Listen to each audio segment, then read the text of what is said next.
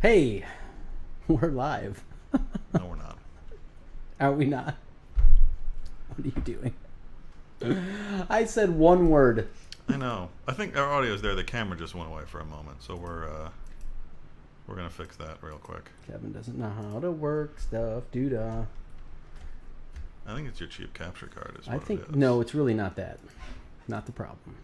There it is. We've tested this 1,000 times and it Now works you're beautifully. there. Are we ready? Yeah. Let me know when we're up. I think we're up now. Oh, that's it. Yeah. We just started. Yeah. Okay. Yeah. Okay. All of that was part of All the right. thing. Hi everybody. Kevin doesn't know how to push buttons correctly. Welcome to the show. So here's the deal. We didn't have an open. We couldn't roll the open because of some Kevin, how do you want to explain it? Some technical, legalities? Some Zuckerbergisms. Yeah, whatever. Apparently if we play music, we're going to get shut down for copyright infringement and all kinds of other nonsensical crap. Because you don't have a license for this, do you? Okay, I don't have a license for anything, Kevin. I know. Don't even know how I'm allowed to drive a car. You don't even have a license to bear arms. You don't need a license for that. It's in the Constitution, man. And that's what makes it funny. All right, welcome to the show, everybody. It's first of all, welcome. It's been a little while. We've been gone for a little bit. We had the holidays, and then you went on vacation, and then you had to go do some freelance work, and then you went fishing, I think. I do the work that pays me. And the then money, I was busy. pay me. I was busy doing a lot of other stuff as well. I had children to rear and horse lessons to go to and whatnot. But nonetheless, we're back. More like horse. Yeah, well, you can. Yeah, see, manure. you can. But welcome back, everybody. We're also live on our Facebook page this time. We'll be posting everything to YouTube afterwards, but we're mixing it up a little bit. I kind of like the Facebook. You know, I think it gives a little bit of a different element. A more interactive dynamic. Yeah, you know what I mean? It's kind of cool. Chatting back and forth. Exactly. There you go. Yeah, so we're going to try this out for a little bit. Obviously, there's quite a bit to talk about. We don't need to recap the end of the season because we all took a big bite of that shit burger. Do you and we have don't... that clip of the Hindenburg? Oh, now you want me to do it. Yeah, that's about how it ended. In flames, crashing horribly as we lost to the Cincinnati Bengals to close things out. And it spelled the end for our dear friend, Freddie Kitchens. The Kitchens affair officially closed now. It's over. We all saw that coming. You had to. Nobody was shocked that he got fired. To end the season. I know I certainly wasn't. You had to. Kevin, we talked all year. I tried. Yeah. I advocated for him. I preached patience. I tried to be positive. Mm-hmm. I held on for as long as I possibly could, and in the end, eventually I felt the same. He had to go because it was a terrible way to end the season. We lost to the Bengals. The one-win Cincinnati Bengals, we lost to. A team that was looking to not win. A team that had incentive to lose the game. Yeah, I don't know what to say. So once again, we are in the very, very familiar area of the Cleveland Browns, which is rinse and repeat. Rinse and repeat. This is what we do. We hire a coach. He sucks. And then we murder him, and then we have to go bring in a new guy, another sacrificial lamb to trot out here. And so that's where we're at right now in this particular process. And that's Kevin Stefanski. Woo! Yeah.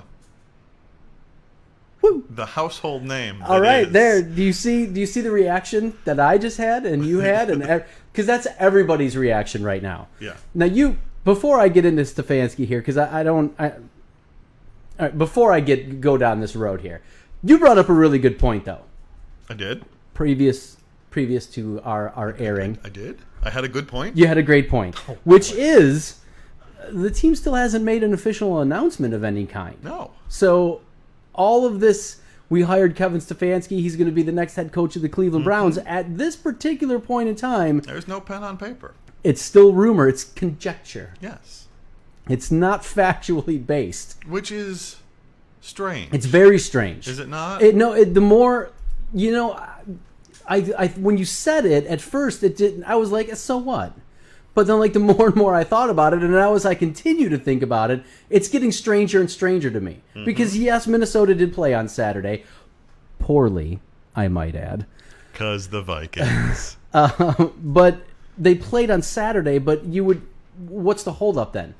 Why hasn't this announcement happened? Here we are. It's 6 o'clock on Monday. You would think that the press conference would have been held.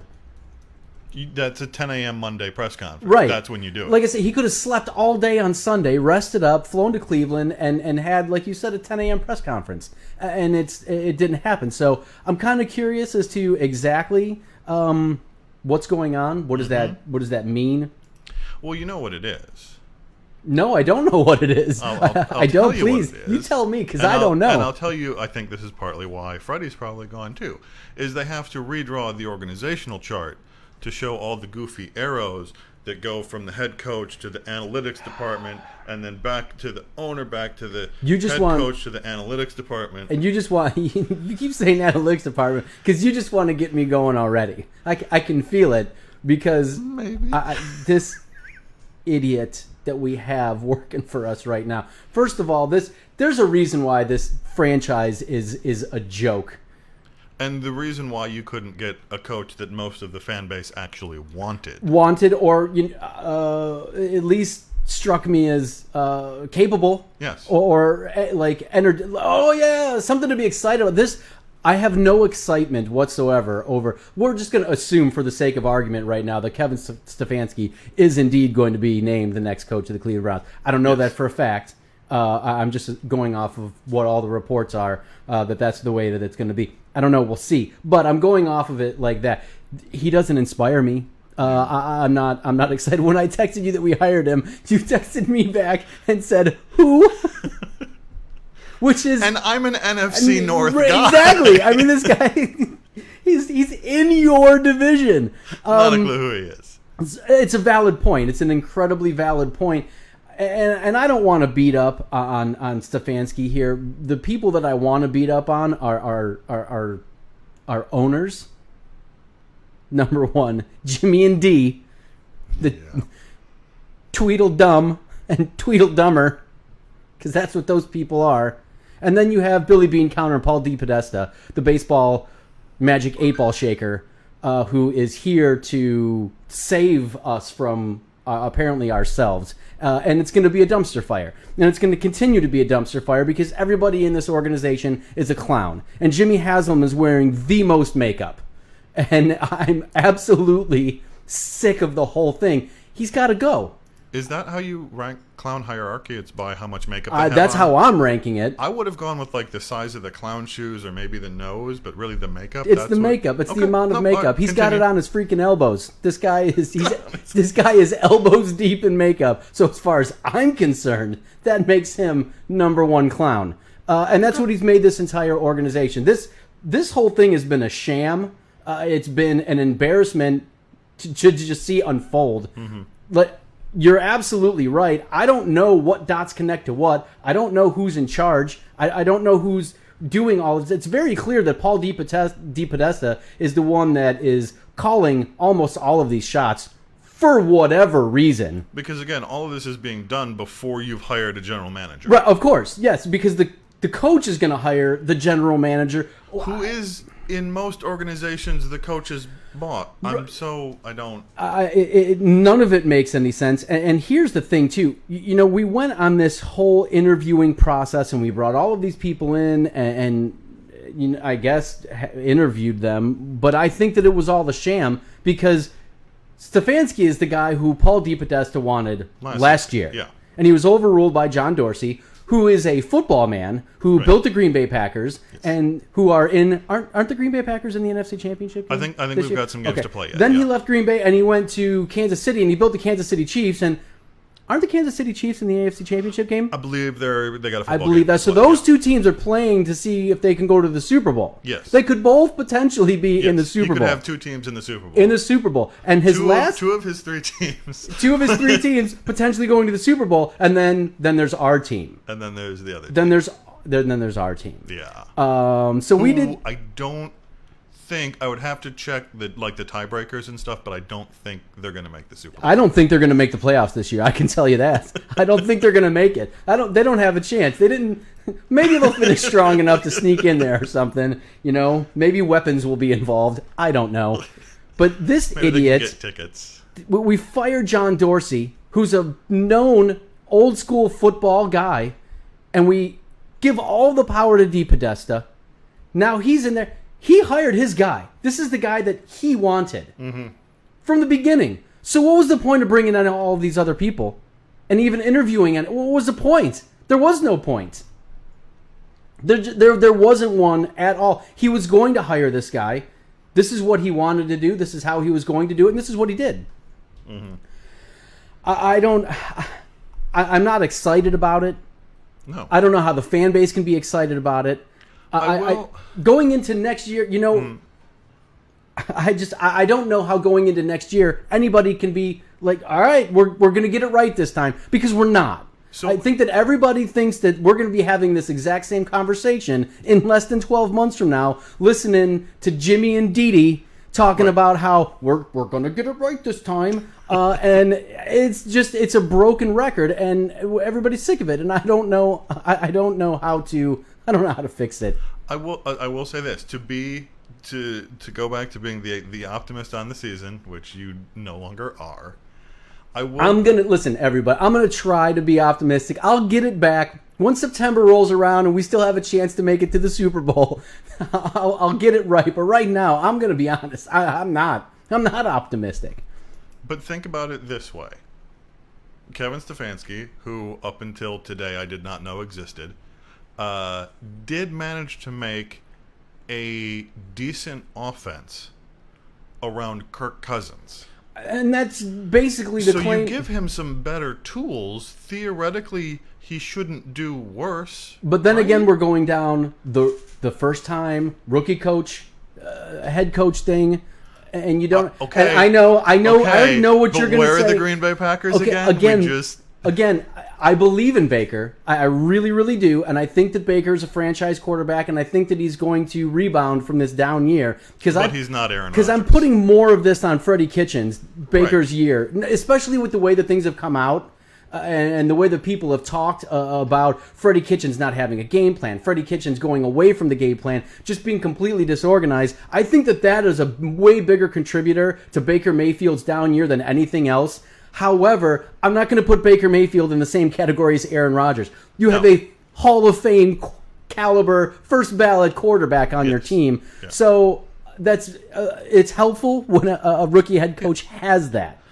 But however, your point is valid. It is a valid point. And I don't know, Stefanski might be the guy. He's certainly not the first rookie coach to succeed, where he wouldn't be if he came in and succeeded. It's not what we were looking for. Yeah. And it's not what we were told you were going to get. We were going to get it. Jimmy Haslam was up there. We're looking for people that have previous NFL head coaching experience. That was a main thing that he was looking for. That's why guys like Mike McCarthy were jumping to the top of the list. We really thought that it was pretty much his job, and then all of a sudden, while we're interviewing, he'd rather work with Jerry Jones than you. And what does that tell you? That's what I'm saying. It just goes to show, and Dallas. And there's more dysfunction now too, because now there's reports coming out, and I'll get the links to it put up on our website here, but. Now the report is, and Kevin, you showed me. I showed it to you. You can toss the link up in the chat. And listen, I don't know. I'm going to state that I don't know the validity of this. It's just it's out there that it was being reported, and take it for whatever you want. But if it's true, it's shocking, because the report is basically that the new head coach had to agree to submit that week's game plan to Paul DePodesta and the analytics department and Jimmy Haslam before the game, which is probably one of the most absurd things I have ever heard of, ever in all of football. I just posted that link in and it's up there. You guys can read the report. Again, I'm not going to say, oh, this is definitive. I don't know if it is, but if that's the case. we need to do whatever we can possibly do to get rid of Jimmy Haslam, because what do you mean you have to submit your game plan to the owner? And who the hell is Paul DePodesta? Again, this clown is a baseball analytics guy. Baseball analytics. He should be talking about who the first base coach is or is going to be next year, or what bullpen's ERA is. Not what's... He's another person that I didn't know existed before today. And for those of you who, like me, didn't know, this is Paul DePodesta. And even more, he doesn't even work in Cleveland. He works from California. He has found a way to do his job for the Browns from California as a baseball analytics guy. How he has so much power and so much pull within this organization is absolutely beyond me, because I know that he's the one who fired John Dorsey, or told John Dorsey that he was going to have a changed or reduced role of some kind. Mm-hmm. And Dorsey didn't want to do that, so of course, they're like, well, bye, you're gone. And listen, they're back to this report. There are people who are like, well, I've heard some arguments to try to support this, to say, well, we've done things so wrong, and Freddie Kitchens screwed things up so bad because he didn't have a game plan, that now they want to make sure that their coach is prepared and the coach has a game plan. I don't want to hear that excuse at all. I've got a question though. Was Kitchens doing that this season? Was he having to run his game plans by this, and that's why there was that inconsistency? Well, no, and I think that's the argument. It's that Freddie Kitchens just flat out didn't have a game plan. Or if he did, he varied it wildly during the game. We went away from it, and that's why there was so much dysfunction. So to correct that, they're saying to the coach, hey, we want to see your game plan. But the problem with that is, this isn't John Elway telling his coach, hey, I want to see what you guys have planned for this week. Right. This isn't a football mind. This is Jimmy Haslam, who clearly is a multicolored boob and doesn't have all the makeup. See what I'm doing here? We're back to the clown thing. Yeah, he has no idea I don't even think he knows what an actual football is. That's how stupid that man is. And then you have Paul DePodesta with his magic 8-ball and his abacus and his computer and his slide rule and whatever other nerdy pieces of equipment that he uses to figure out who the best shortstop in the National League is. Skip right past pocket protector? I mean, I figured that was the little thing right there. I don't want them anywhere near the playbook. I don't want them anywhere near game planning. I don't want them anywhere near anything that happens on the field. The closer they get to coaching, the more terrified I become of this team and what's going to happen, because they need to be as far away from this as humanly possible. Mm-hmm. Sit down and shut up. Let the football people do their job, which they were doing, but we just fired all of them again, which is what Jimmy Haslam does and continues to do. And unfortunately, I think that's exactly the place that we're going to be in next year at this time, because there's no patience, there's no continuity. I understand, I guess maybe on one hand, that Haslam wants to win and he wants to do this right and he wants to be successful, and when we're not, he wants to fix it. Right. But you can't keep doing this. You can't. You cannot keep firing the coach, firing the GM, starting over, having a terrible year, and then doing it again, and then doing it, and it just over and over repeatedly. We have great young players. Mm-hmm. The window in the NFL is so incredibly short because careers are incredibly short. They are. It's not like baseball where guys can play into their late 30s and even into their 40s. I think the average lineman plays 3 years. Right. It's a win now thing. Mm-hmm. You have to build this. You've got to build this. You have to have some confidence and some continuity and some sort of way to be able to look at your players and say, hey, we're going to do this right. How can you look at anybody on this team as an owner and say, we're going to do this right, when clearly every year he doesn't? Right. Year after year after year. And then he sits there and we're going to take responsibility for this. How? How are you taking responsibility for this? The only way he can take responsibility for this is if he sells this team, which is exactly what I want him to do. Because I can't stand looking at them, or I don't know, Kevin. It's blowing me away. What I'm seeing right now. We've got quite a few comments in the chat here. Give me some comments, Kevin. A lot of our regulars. Welcome back, everybody. It's good to hear from you and see you all again. Rob Coop chimes in. He said Dorsey did think Kitchens was the guy. His other moves were great, though. He and it was a bad. And listen, Dorsey made some bad moves. I mean, obviously trading Kevin Zeitler was that was a terrible move. Not good. He reached on Austin Corbett at number 33. That was a bad move. Bringing in Antonio Callaway, that was a bad move. But every GM is going to have bad moves. You don't hit on everything. Overall, though, his moves were really, really good, and he stacked this team with talent. So I can't begrudge him. I liked what he did. I was sad to see him go, but it was a bad move with Kitchens. Clearly, hindsight's 20/20. But right. A good friend P-Dubs is here again. Thank you as always for joining us.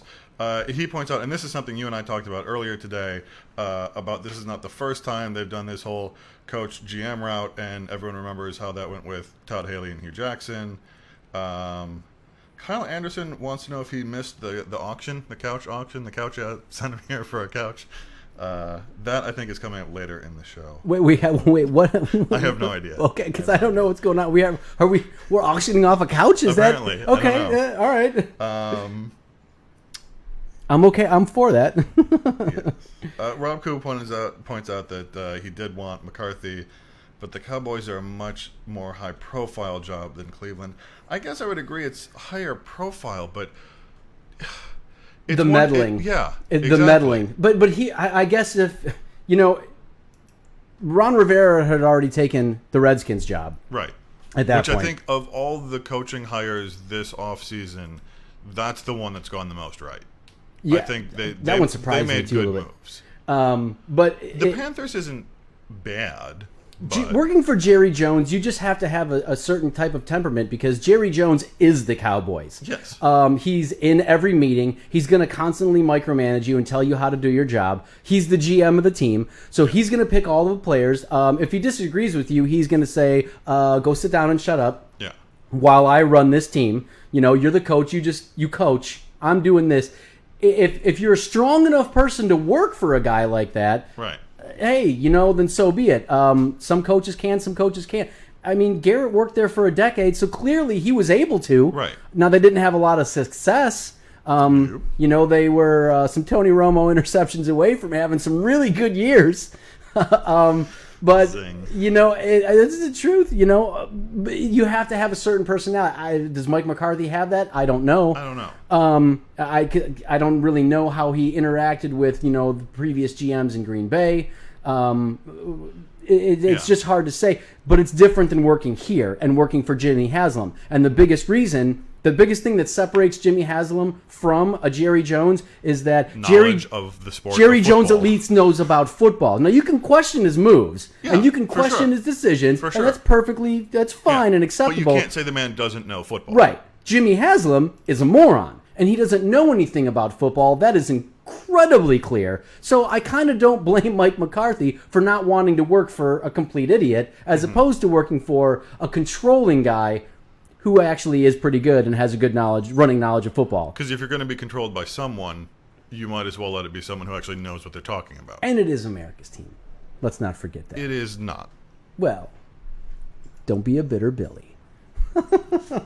I'm just saying it's not. That's where we are, and again, going back to this report, and you guys, please chime in and read it and tell me what you think about it, because I think it's absurd. P-Dubs clearly read it as well, because he pointed out the part in the report where it said that they'd have to meet for multiple hours on Monday after the game each week. Yeah, and for what? To do what? Right.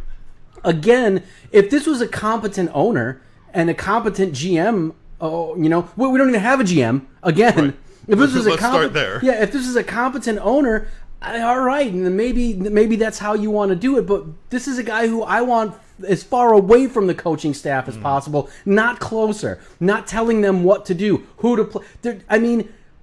They're going to use analytics to form a game plan, and Jimmy hasn't even said himself, if Baker Mayfield is successful in this formation, blah, blah, blah. I don't want Jimmy Haslam talking about formations. Because he doesn't know what he's talking about. And I don't want the baseball bean counter with his magic 8-ball shaking things up and going, well, if you do this so many times, I don't want that, because that's not what football is about. That's not how you coach. That's not how you do it. OBJ was 100% passer this season, so maybe we should start him at quarterback. And listen, I'll be honest. I might be, people might say, oh, well, it's the way things are going to, and more and more teams are having analytics department. Listen, I'm not saying I'm against analytics. I'm all for numbers. I like numbers. I like trends. I like using information to make better decisions. I get it. But baseball is very, very different from football. Baseball is numbers. That's all it is. You can do anything in baseball with numbers. Right. You can, and that's been proven repeatedly. And Paul DePotesta was one of those guys who... Because the season's 162 games wrong, you can afford to get it wrong a couple games. Yes. In an NFL season, if you get it wrong in one game, that can be your season. It's over. Exactly. And it doesn't translate the same way. Analytics work over time. In a compressed setting like a short NFL season, you don't have time to play the odds. Exactly. And not only that, but it's a different sport. It does not translate the same way. And I'm trying to remain as calm as I possibly can about this, by the way. I think that I'm doing pretty good. You're doing pretty well. Because you're doing pretty well. I wanted to lose my mind and just scream and yell, but nobody wants to hear me doing that for an hour. So I'm trying to calm it down a little bit and act like I have some semblance of sense, even though we all know I don't. But I just don't see it translating. And all of this is very frustrating. I think it's going to be frustrating for Cleveland fans now, too, because this whole offseason is a giant question mark. I don't see anybody getting excited about anything. How are we supposed to get excited about free agency? Because we're going to be signing free agents by numbers. We're going to be using analytics and numbers and magic 8-balls and interdimensional spells and God knows whatever else this guy is conjuring in his living room in California to run this football team and sign people. Probably talk to the dead. I don't know. That's probably what they're doing. They're probably talking to Art Modell, which is why we're in this mess to freaking begin with. That's who I want to get mad at right now. I'm still pissed off at Art Modell. What we should do, we need to end this. Cleveland needs an exorcism of some kind. And I think that what we need to do I can get behind this. To get rid of this curse on this team, what we should do is just dig up Art Modell and desecrate him somehow. I don't know how. I'm no longer on board with this. I'm no longer on board with this. I hate that man so much because of what he's done to us and where he has put us. Yes. I don't know, Kevin. I don't know. At least the Ravens lost. That did make me happy. Yeah. That actually put me in a really good mood. See? It was the little things that matter. It was the little things, and I mean they lost bad too to the Titans, Yeah. to the 9-7. The Titans aren't good, right? Squeaking into the back door of the playoffs. Titans dominated them. I kind of now want the Titans to beat the Chiefs. Just to go, why? So you have a better chance of, well, I mean, Yeah. you do have to get past the 49ers there, buddy. Yeah, we learned our lesson from last time, okay? All right? Listen. We don't need it. No, we don't need to discuss that. Kevin, don't make me turn your microphone off, buddy. Well, you turned yours off, not mine, so. I did. I hit the wrong button, and I don't even know how to work my own board. I'm stupid. Let's talk about our social media coordinator is here, and don't put that on social media, by the way. If you could strike that one from the record. If you were clearly not keeping up with the Twitter here. I have no idea what's going on. She is on fire today. Okay, that's good. That's good. Both the content and the gifts. Well, that's why we pay her remarkable salary, is because she's as great at her job as we anticipated her being. I'm a pretty big fan of her. I hope so. All right. Moving the hell along. Wow. All right. Fine. Jeez. I don't. Hold on. I'm trying to read something now. Who would you prefer as an odor? He corrects it. He says owner. Come on. You can read it. I don't know, though. Well, listen. I mean, Art Modell was a pretty terrible owner. I know that he has a lot of accolades. because the question was, who would you prefer, Art Modell or Jimmy Haslam? Modell had accolades. He got us, Monday Night Football. He was, integral in growing the league, and he had a big part in it. But Art Modell was a real terrible businessman. He was always broke. That's why we wound up moving. And let's not forget the fact that Art Modell fired Paul Brown, which was a really stupid idea. Yeah. He drove Jim Brown into retirement because he was acting like an a-hole, and Jim was like, I'm out. So he ran off a lot of legends in Cleveland, traded Paul Warfield. I'm blaming that on him. Yes, I am. And then ultimately he did what he did. So I hate him, and I can't think of anything nice to say about him at all. So I guess if I only had to choose between the two, I guess it would be Haslam, but I can't stand this guy either. What we need to do is get somebody who's competent, who knows about football. I don't know what we can do to force a change or to force him to sell, but we have to figure out a way. That's what I don't see any other way that this is going to change. We have to figure something out. I know that some people are starting petitions. We should just start a website, Kevin. We'll start a website, and we'll just dedicate it to constantly pointing out the buffoonery of Jimmy Haslam. I got a great idea. What's that?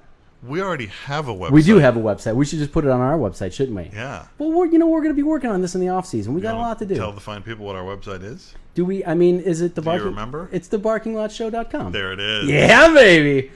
And by the way, if you want to catch any of these fantastic tweets from our social media coordinator, there's the handle right there, at Barking Lot Show on the Twitters. On the Twitters. It makes for a good follow during the show for sure. During the show and during the game. I'm very active during the games. That is you know true. that I'm good at during the game. During the week, not so much. I try to keep up with it. Unrelated to any of this, oh God. I'm just going to derail this for like half a second here. Every time you guys say Art Modell, for some reason the synapses in my brain are like wired wrong, and I hear Tom Bodette, the Motel 6 guy. Well, we're going to leave the light on for you, okay, Kevin? Yes. I don't know how, but like that's where my brain goes. That's the guy I picture. That's not when him. You say Art Modell. That is absolutely not him. No, it is not. He was the demon who sold our team to Baltimore. I know that. Yeah. Nobody likes him because he's a horrible, horrible human being and terrible person. And this is where we are. Since that happened too, we got Randy Lerner, who didn't want to have anything to do with this team. Yeah. And he was inept, and he tried, I guess. He brought some actual football people, and he brought in Holmgren because he thought that was a good idea, and it wasn't. I think we're still paying him, by the way. Really? Yeah, I don't know. He signed like a ridiculous deal. It's got to have expired by now, but still. We had to suffer under him, and then when it was time for him to sell, everybody was excited. We were excited. We're like, all right, Randy Lerner's selling the team. We're going to get somebody. And Jimmy Haslam came in here, and he was... oh boy, he was rah-rahing and shaking fists and yeah, baby. Shaking babies and kissing. Yeah, he was, and kissing candy and everything, and it's been a disaster. There's no good way to say it. It's been a disaster, and it looks like it's going to continue to be a disaster because this offseason is already shaping up to be just a complete and total dumpster fire again. We're hiring the coach before the GM, which I don't know. We don't. Allegedly, we're hiring a coach. I think we are. Maybe. And word on the street too, with Josh McDaniels. The hire there was that Josh McDaniels wanted to basically clean house. And I think that the biggest thing he wanted to do is he wanted to get rid of Paul DePodesta. Right. And that was a deal breaker for Jimmy Haslam. Yep. So, which makes no sense to me. Because I think if there was anybody who would have elicited some excitement, it would have been Josh McDaniels. I don't know if it would have done it for me. I don't know if there's anybody that they could have hired, to be honest with you, that would have excited me. Just because of the way that things have gone and are going with this team. I don't know if anybody would have. But that would have at least piqued my interest. I would have thought that there was some direction to the franchise. I would have thought that there was going to be some serious leadership coming. Now I know for a fact that there's no serious leadership coming. I know that. Don't know what the coach is going to do. No idea what the GM... I don't even know why we're going to bother to have a GM because I don't know what his role is. All of the players are going to be picked by DePodesta's computer. Yeah. and whatever, It's like the fantasy draft when you set it to auto draft. That's That's exactly going what to it's be the Browns. That's exactly what it's going to be. Take a kicker in the second round. It's going to be great. We need a left tackle, so I'm sure we're going to draft a safety number 1 overall because that makes sense. May as well go get that vaunted backup quarterback in round 2. Yeah. So, I mean, I have no idea what to expect. And I hate, you know what, Kevin, you know me, we've done this show all year. Even in the midst of sucking and having a down year, I've still been happy. I've still been excited. I've still been upbeat. Bizarrely so. I try my best to stay positive.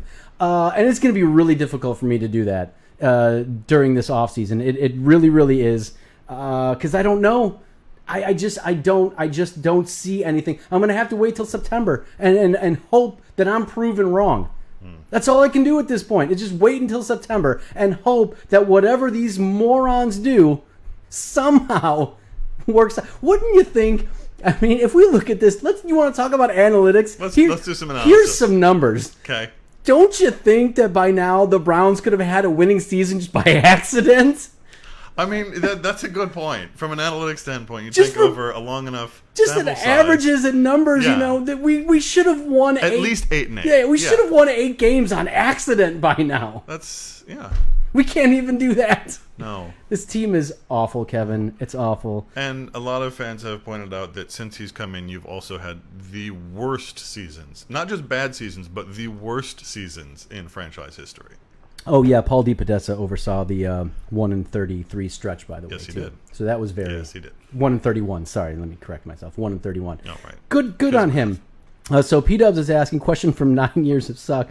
Most dysfunctional front office moments. Thinking of the Kyle Shanahan PowerPoint, which was epic. Yes. And where you are now since that happened, he got ready. Got Lerner who didn't want firing BGM for hiring the wrong coach, blah, blah, blah, blah, blah. To answer the question, though, the most dysfunctional front office moment, it absolutely has to be Ray Farmer getting fined for texting the coach onto the field and telling him who to play. Because only the Browns can have stuff like this happen. That's true. It is a very Brownsy. You got the general manager of the team texting the coaches on the field during the game and telling them what to play. That's coincidentally what led to Kyle Shanahan saying, "I got to get out of here." That was the moment. That's what did it. He had to go, but that was, and then he got fined. We got fined for it. Right, because you're not allowed to do just that. Not allowed to do that at all. Unless you're the Patriots. Yeah, I did notice that you said 9 years, by the way, and that's the Jimmy Haslam the Jimmy Haslam tenure, which I feel like this feels like punishment. That's what it feels like punishment to me, Kevin, and I don't understand what we did. Like, we're not bad people. No, I think it's bigger than that. I think this is an NFL conspiracy.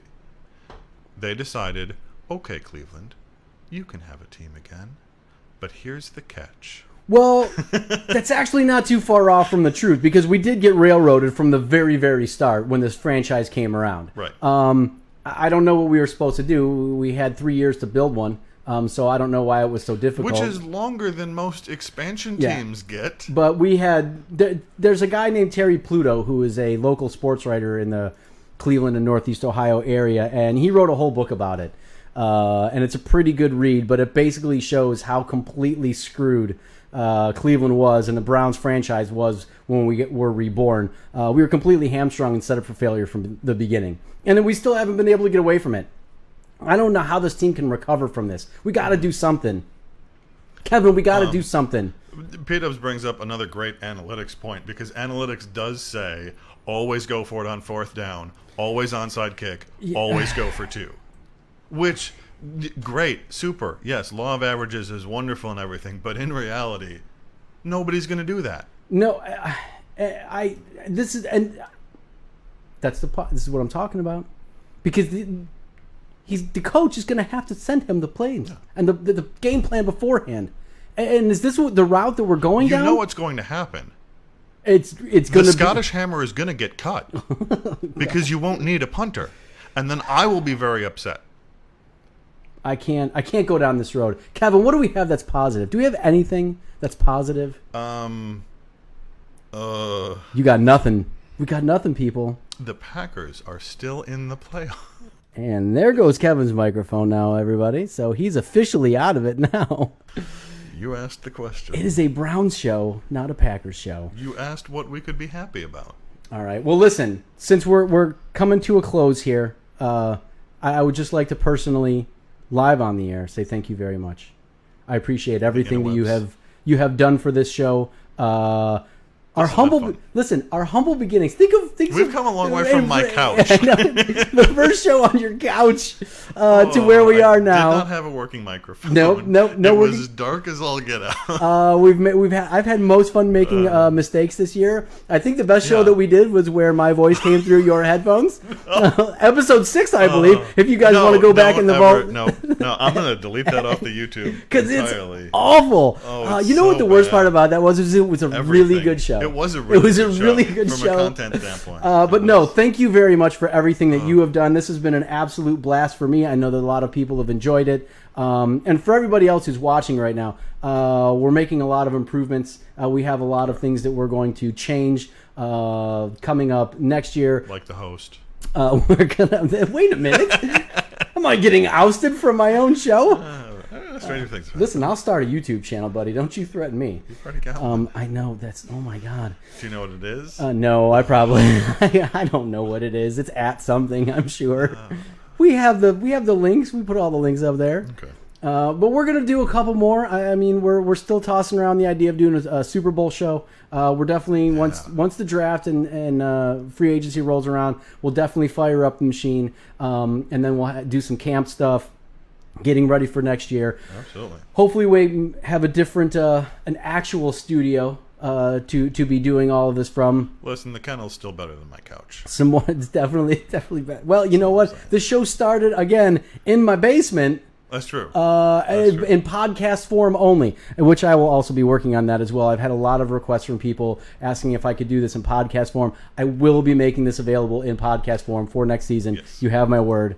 And we're going to be I'm going to try to make sure that we get more people integrated into this show, whether it be call-ins, more interaction with the website, which hopefully we can do something with. I don't know. We'll figure something out. We have people. I have people. Yeah. We have people here who know how to do things. Press buttons. I did put a poll in the chat about preference in an owner between Art Modell and Janae Haslam. I probably should have put something in there about. Obviously, we've kind of gone live in a variety of locations this season.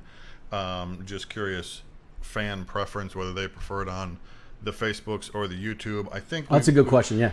I think the YouTube, for most people, it seems like the videos are easier to get to. The interaction is still there. The ability to post polls in it is honestly kind of nice. But again, leave us your feedback as well. You guys let us know. What do you not like? We want you kind of driving this car as well here because I'm the one doing a lot of talking. Kevin's doing some talking and stuff, but really we're doing this, for and with you guys because this is fun. I'm just an idiot talking about my favorite football team, not as a member of the media, not as anything other than just a fan.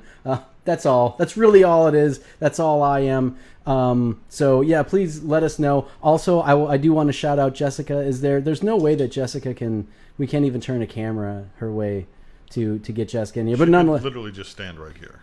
Yeah, well, that's true. Stick it. My face that close to a camera. All right, Jessica doesn't want to put her face in the camera, but nonetheless, Jessica's done a lot of work with our social media this year. So thank you very much to Jessica for all that she has done. Did she just make a horse noise? Is she clicking? I don't know. Are you gonna gallop out of here now? Like, is that? I don't know. Did you just shoot me? Pew pew. All the sound effects tonight. Okay, all right. Well, Jessica is riding the Millennium Falcon and a horse at the same time. Apparently, I don't know what's going on over there. Heading to Tatooine or something like that. A special thanks to our loyal viewers, too. A bunch of you have been here week in, week out, not just watching the show, but contributing your questions, giving us your feedback on the nonsense that we're spewing up here, and it has certainly made the show better. Whoa, nonsense. Let's not say nonsense. I would say a couple of them have called you on your bull. There's some sense. I think 15% sense. That's what I'm going to say. 15% sense. Yeah, 85% nonsense. All right, I'll give you that. All right, that's good then. There's some sense though. Nonetheless, thank you all very much for watching and participating, and keep following us on social media. I'm going to stay active and keep some stuff going. hopefully we have an answer here soon to this coaching situation. Yeah. Maybe they hire this guy. Maybe they don't. Maybe they don't. I don't know. If things catch on fire in Berea, I'll definitely push the buttons in here and rant about it for 20 minutes like I did last time, which was a lot of fun for me. But I think that's it. So for everybody, thank you all very much for participating and watching, and we'll be back soon. Thank you. Did it go? Are we still on? Kevin doesn't know how to turn it off. All right.